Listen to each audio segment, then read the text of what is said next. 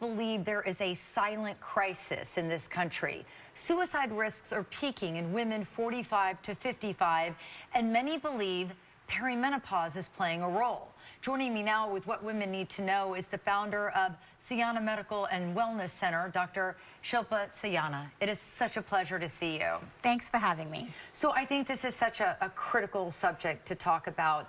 I never knew until you sent over the data and the research and I was preparing for this interview that there was a link to suicide. But what I did know, just from being a woman going through it, is that I remember before going through hormone replacement therapy that I would find myself in some pretty dark spaces, and I didn't know why. I'd look around at my life, it was beautiful, I have a great husband, beautiful kids, and I'm like, why am I so down in the trenches? And it could be linked to our hormones. Absolutely, and so many women in their like mid to late 40s are suddenly having panic attacks, and they're like, I've never had this before. Like, everything is perfect, like you said in your life, and it just takes them by surprise. And a lot of it has to do with estrogen and progesterone receptors that are in the brain that do regulate your neurotransmitters, like the happy hormone serotonin, dopamine, and GABA, the calming hormones, so as the calming neurotransmitters. So as these hormones go away, so do these neurotransmitters.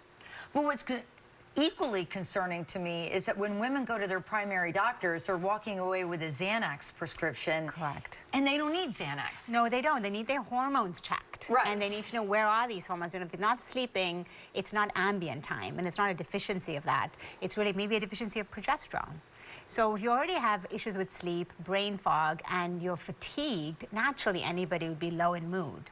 Plus, it's a time where maybe their kids are leaving and they're empty nesters, or their parents are getting really sick and they're having to care for them, or they've reached their peaks in their careers and they're like, this is it. Or they're super lonely because a lot of their community were their kids and their kids' lives. And on top of that, they're missing hormones. So and I think this generation between 45 and 55 is really overlooked because you think they have it together, but they're silently dying.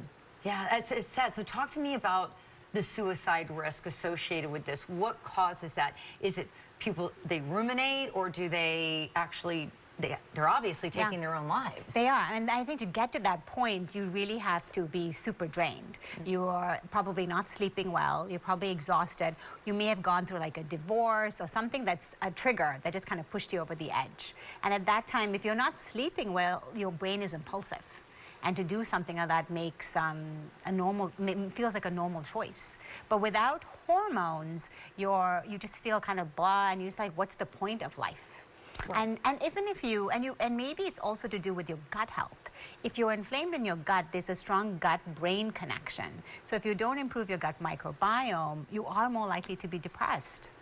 Yeah, and so when you said, what is the point of life? If I could tell you, and everything you described leading up to that is exactly, I lost both my parents.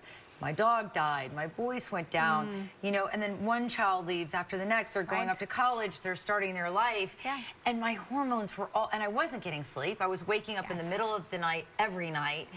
And while life is going to give you blows just naturally, they're way better received if your hormones are in balance. And I can say on a personal level, for me, it's been a game changer. Absolutely, and then women aren't even given that choice, or worse, they're just told, like, you know, it's all in your head. Here's an antidepressant.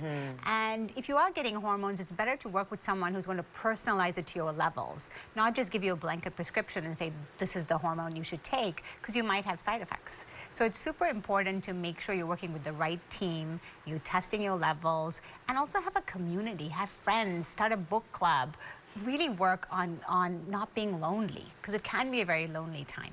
Yeah, and we're so appreciative. I know you fly in all the way from California, and we love it when you appear on Bloom, because we want you to drive home the message to patients here in the Tampa Bay area to do what you're saying. Find a doctor that's going to tailor it.